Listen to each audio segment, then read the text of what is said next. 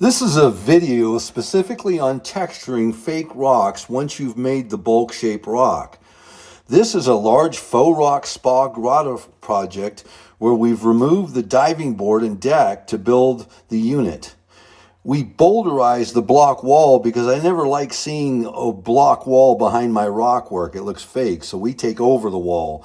And we do so very effectively and quickly, boulderize the wall with, we first spray on the paint layout for our boulders and on the block wall. Then we apply a coat of mud and embed styrofoam chunks for a lighter, quicker, and faster pop out.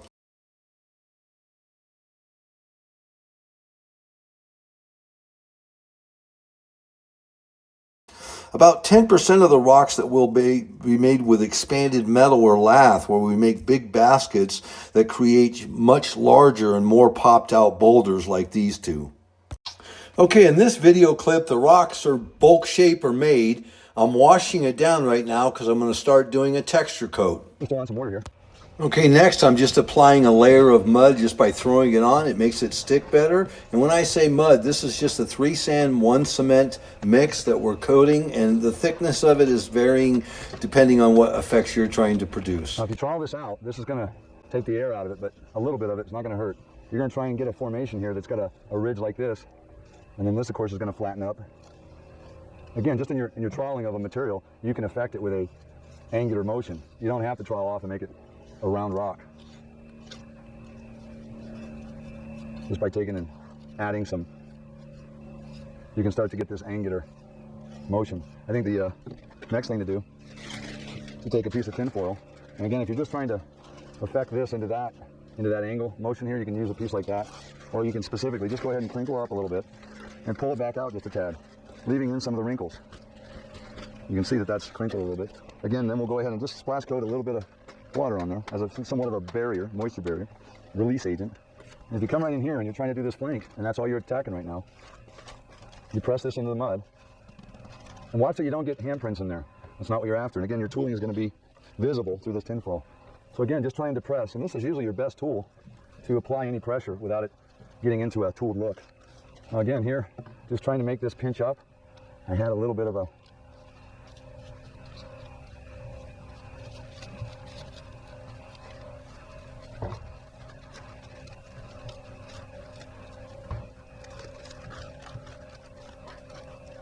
you can start to see this line. You don't want it to be a straight, but you're pinching it up and giving it a fractured edge.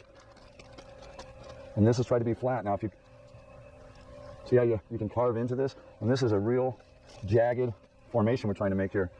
And this is going to be a flat. Again, this is tinfoiled in. It's like a mold, a form to make your finished look. Has nothing to do with angular, a round rock. You can see the flattened areas here. Not all areas do have to be tinfoiled. If I take this mortar and I push it up against the edge here and try and play with the mortar as a finish in itself, you can come by and not even worry about this area.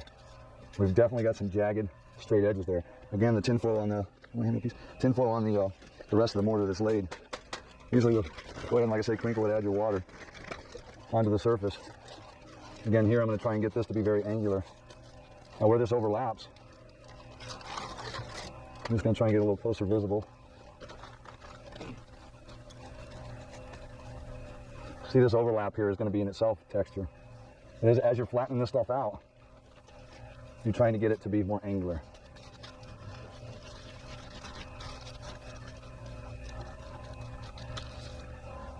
Now the secret here is to let this dry. This is it's an imprint, but you're turning it into a molding, a casting. And you're going to let this dry, and when you do this, you're going to pull very little of it off. The water has given you a barrier, so it doesn't directly stick to the tinfoil, though when you pull it off, you'll get some. And try and get some deviation on your straight lines. Just a few little effects. This is going to be very angular in comparison to the roundness that you see we've generated here. Have to be done with the aspect of tinfoil. You can intermix techniques. Here I'm just going to go ahead and try and make a flat area in here where you have ridges. Here, and I won't even use any tinfoil.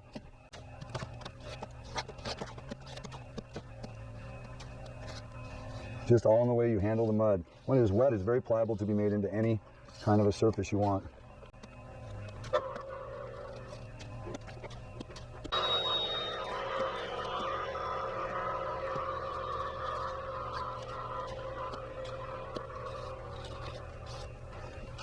I said you don't have to use the tinfoil to achieve your angles, and you don't. What we're just going to do here is just give the text, the field area, a little bit of a fracturedness on its own.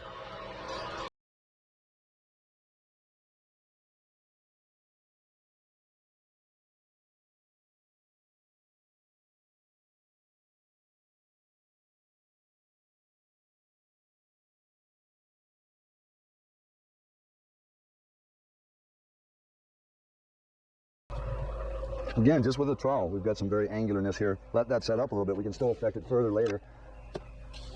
All I'm trying to do is to deliver more angular looks to this roundish rock.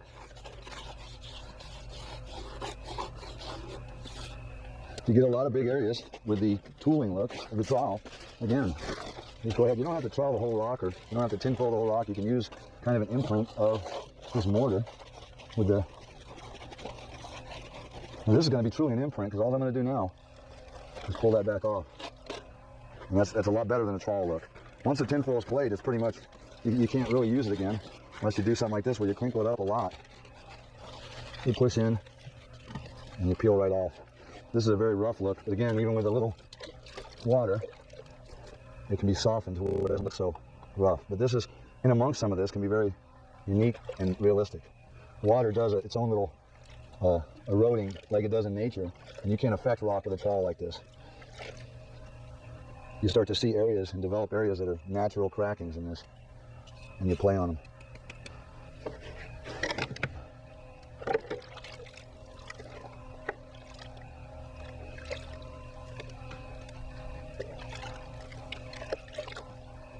Again, this is very angular.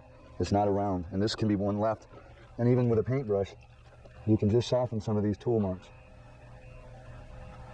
when it's wet, and just lightly brush it in. Let's go ahead now and just unveil, slip it over there, unveil the tinfoil. Some of this we left just troweled, and it's still wet, and we can affect it. So what we're going to pull off now still can be affected. This is a smooth, but yet very fractured look. You could carve some of that, but I don't think you get it to look as good. There's less effort. These ridges are almost too perfect.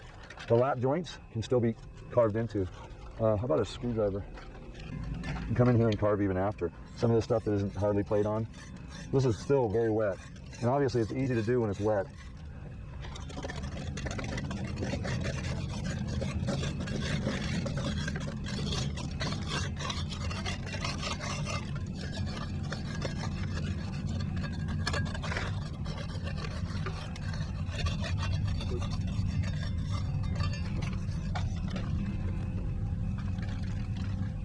Where these joints are, these natural, just to even dig them out right now and tomorrow to axe them up.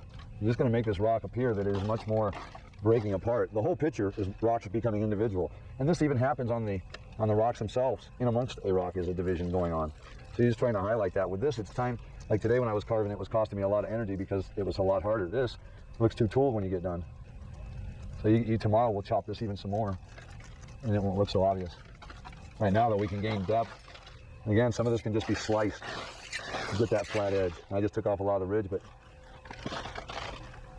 with a paintbrush and some water starting from the top, a lot of these chiseled look can look, it's now, you can soften these out just by coming in here with a paintbrush, kind of digging them out a little bit, or brushing them out so they don't have as much leftover residue from the action. And the paintbrush kind of cleans up a little, even ones in this. You're just making sure that the loose stuff is fall off, and you kind of give it a slurry coat there and join it all together. Again, the way it looked very obvious that you'd carved in here, and if you try and blend that in, this is a good looking rock. It's got a lot of character. And again, a little brushing joins it all together. It doesn't make it look so tooled. Is that a good fracture, or is it? Yeah, if you want a little deeper, go to your substrate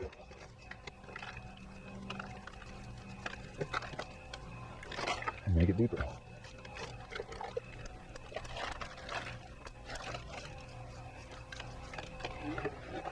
We've got a round overall shape, but it's got some cuts and it's a lot more live than, for instance, this rock, which has almost a continuous motion.